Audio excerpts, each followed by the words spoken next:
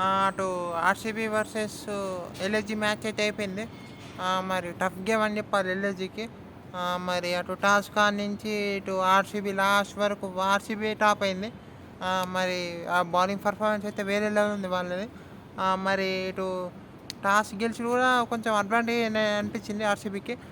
Second ఇన్నింగ్స్‌లో అక్కడ మీకు బౌలింగ్‌కి కొంచెం కష్టంగా ఉందా అనిపించింది. మరీ అంత ఆగి రాలే. కొంచెం బ్యాట్ పైకి కొంచెం మంచిగా వచ్చిందా అనిపించింది. సారీ మరి ఓవరాల్‌గా ఈ మ్యాచ్‌లో ఏం జరిగిందో మాట్లాడుకునే ప్రయత్నం చేద్దాం. ముందుగా అయితే అటు ఆర్‌సీబీ టాస్ గెలిచింది. బౌలింగ్ ఎంచుకున్నారు. మరి అటు జేకబ్ దుఫీ ఆడతాడు అనుకున్నా, కానీ జేసన్ ఫిట్ లేకుంటే హెజల్వుడ్ ఆడిండు. ఇంకా మళ్ళా ఇక ఎల్ఎస్‌జీ సేమ్ టీమ్‌తో వెళ్ళిళ్ళు. మయాంక్ యాదవ్ ఆడతాడు అనుకుంటే మయాంక్ యాదవ్ ఆడలే. ఆవిష్కాంత్తోనే వెళ్ళిళ్ళు.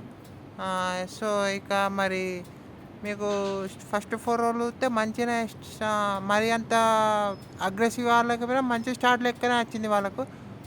అటు ఎల్ఎస్‌జీకి ఒక్క వికెట్ కోల్పోలే. ఇదేంటి మంచిగా స్టార్ట్ వచ్చింది అనుకుంటే అటు అప్పుడే మూమెంటం చేంజ్ అవుతుంది. అక్కడ మీకు మ్యాక్రమ్ ఒక 6 కొడతాడు. మళ్ళీ మిచెల్ మార్ష్ అంతకుముందే ఒక పెద్ద 6 కొడతాడు. సో ఇదేం మంచిగా ఆడతాడు అనుకుంటే, మంచి మూమెంట్ వస్తాను అనుకుంటే అక్కడ మ్యాక్రమ్ అవుట్ అవుతాడు. మ్యాక్రమ్ మరి అవుట్ అయిన తర్వాత ఇక పంట్ వస్తాడు. పంట్ కూడా కొంచెం ఫస్ట్ బాల్ ఏమో ఆడతాడు అంటే, కానీ తనకు హెజల్వుడ్ బౌలింగ్లో ఇక్కడ ఇంజురీ అవుతుంది. ఇంజురీ అయితే తను ఇక రిటైర్డ్ అవుతారు. అక్కడ ఛాన్స్ టైం పడుతుంది వాళ్ళకు. ఇక పురాణ్ వస్తాడు. పురాణ్ వచ్చినా కూడా చాలా స్ట్రగుల్ అవుతారు. మీకు రక్షిత్ సరందార్ ఫోర్త్ వేసిండు హెజల్వుడ్. మీకు భువనేశ్వర్కి అంతకుముందు ఇట్లా ఒక బాల్ ఆపుతుంటే అక్కడ కొంచెం ఇంజరీ లెక్క అవుతుంది. సో మీకు ఫోర్త్ ఓవర్ రక్షిత్ సరందార్ అవుతాడు. మంచిగా అవుతాడు ఆ ఓవర్ కూడా. అక్కడ మీకు రన్సే రావు. హెజల్వుడ్ బాల్ అయితే మీకు రన్సే రావు. ఫస్ట్ 2 ఓవర్స్లో 6 రన్స్ ఏమో ఇచ్చిండు పవర్ ప్లేలో. అక్కడ రక్షిత్ సరందార్ మంచిగా అవుతాడు. ఇక అటు మ్యాక్రమ్ అయితే అది వైడ్ పోయే బాల్ని ఇట్లా టచ్ ఇస్తాడు.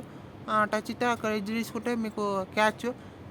వైడ్ బాల్ ఇసిపెట్టినున్నా అయిపోవచ్చు అక్కడ మ్యాక్రమ్ ఎల్ఎస్‌జీకి. ఇక మరి అక్కడ మ్యాక్రమ్ అవుట్ అయిన తర్వాత ఇక అటు పంత్ కూడా రిటైర్ అవుట్ అయిన తర్వాత పూర్వం కూడా మీకు లాస్ట్ ఓవర్స్ పవర్ ప్లే చూస్తే 3 రన్లు వచ్చినాయి అంతే. ఫిఫ్త్ ఓవర్ హెజల్వుడ్లో 1 రన్ అంతే. వరుస డాట్ బాల్. అక్కడ ఇక ఆ తర్వాత రక్షిత్ సరందార్లో కూడా ఫస్ట్ బాల్ ఏమో సింగిల్, లాస్ట్ బాల్ మళ్ళీ సింగిల్ అంతే. సో మీకు లాస్ట్ ఓవర్స్లో యాక్సిలరేషన్ ఓవర్స్లో మీకు కేవలం 3 రన్లు వచ్చినాయి. అక్కడ ఎల్ఎస్‌జీ మూమెంట్ అని రాలే. ఆ తర్వాత మీకు మళ్ళీ 7th ఓవర్ హెజల్వుడ్ వేసిండు. అక్కడ మీకు పూరన్ బోల్ట్ చాలా బోల్డ్లు జరిగినాయి ఈరోజు మ్యాచ్లో, ముఖ్యంగా ఎల్ఎస్‌జీ బ్యాటర్స్కి. అక్కడ మీకు పూరన్ కూడా ఏం అర్థం కాలే బాల్ అది. బాల్ వచ్చి మొత్తం ఆగొచ్చింది అనిపించింది. మీకు 137, 138 వేసినా మీకు బ్యాట్ పైకి అంత ఈజీగా రాలే అక్కడ బాల్స్. ఇక పూరన్ అవుట్ అయింది. అటు మిషెల్ మార్ష్ కొన్ని ఎడ్జ్ తీసుకొని ఒక బౌండరీ వెళ్ళింది, కానీ కంపేర్స్ కరువు సర్వైవ్ అయ్యిండు.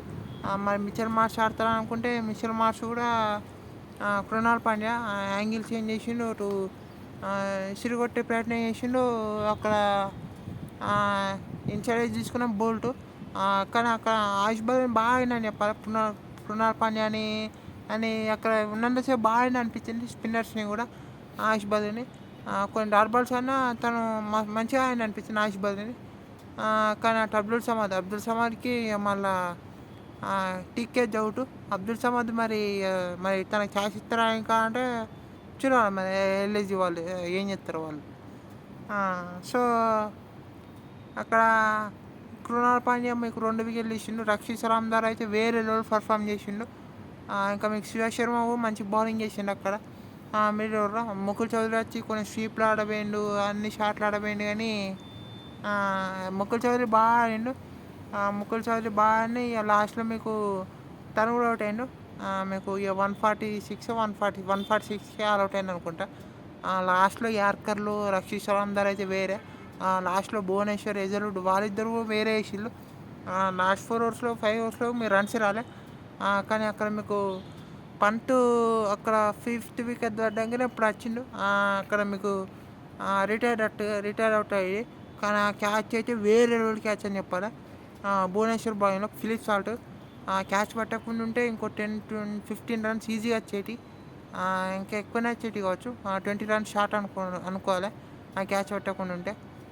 సో మరి ఇంకొంచెం టైట్గా ఉండు మ్యాచ్ ఎల్ఎస్జి అక్కడ. కానీ ఆ క్యాచ్ అయితే వేరే. మీకు లాస్ట్లో ఒక టిమ్ డేవిడ్ కూడా ఒక మంచి క్యాచ్ పట్టుకుంటాడు. సో ఇవన్నీ బాగా కలిసి వచ్చినాయి.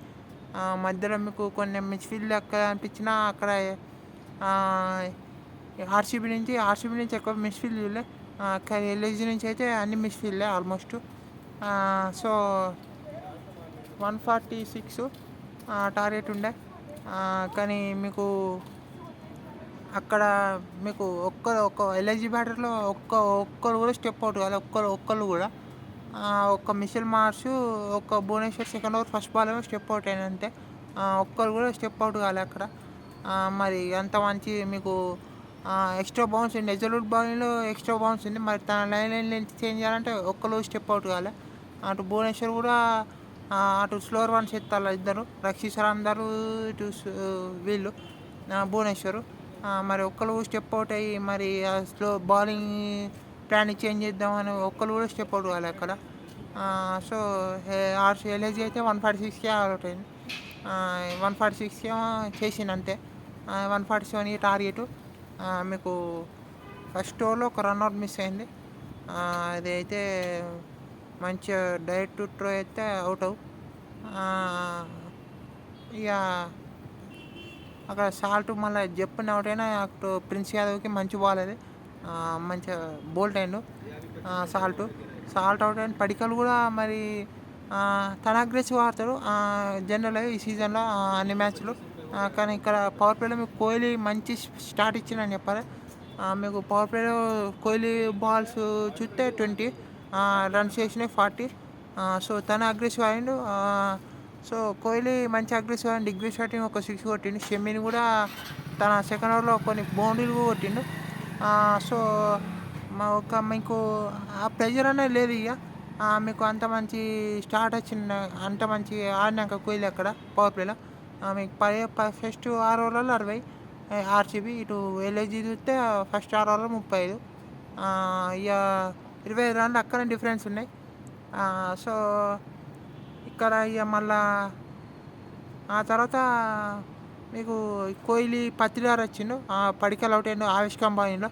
నికోలస్ పూరన్ క్యాప్టెన్సీ చేసిండు. బాగానే అనిపించింది నాకైతే.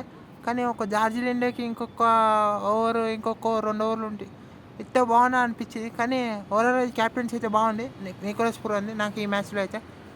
అక్కడ పడికల్ అవుట్ అయితే ఆవిష్కం బాయిలో.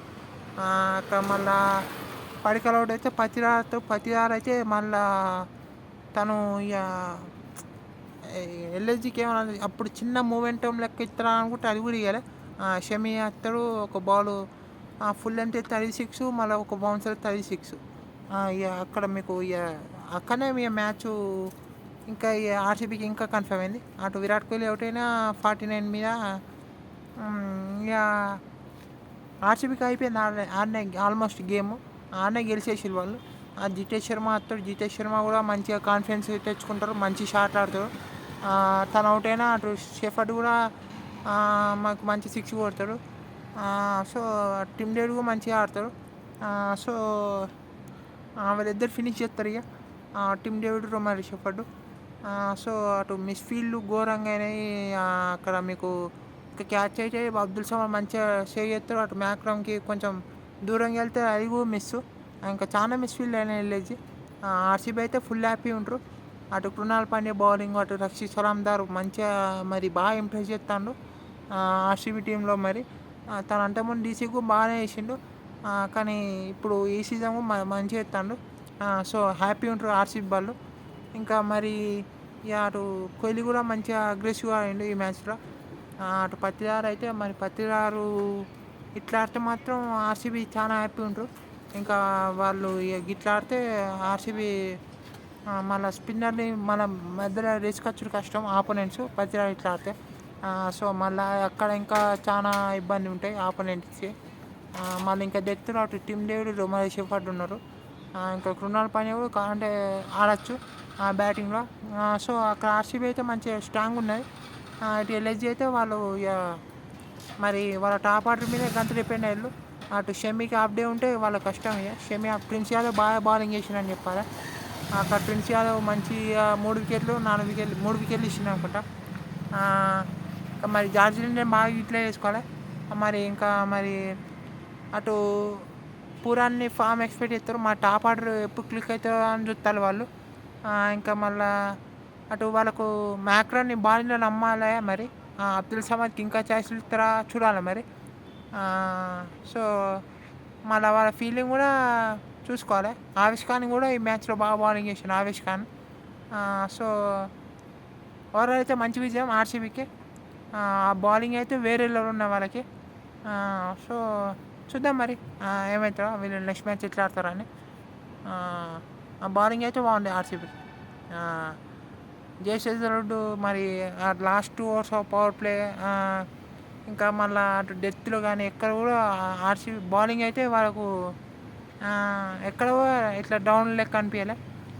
సో మంచి బౌలింగ్ ఆర్సీబీని. బౌల్డ్ అన్నీ చాలా చాలా బౌల్డ్ చూసినాం మనం ఈ మ్యాచ్లో. So well done RCB. అంతే వీడియోలో. Thank you all for watching.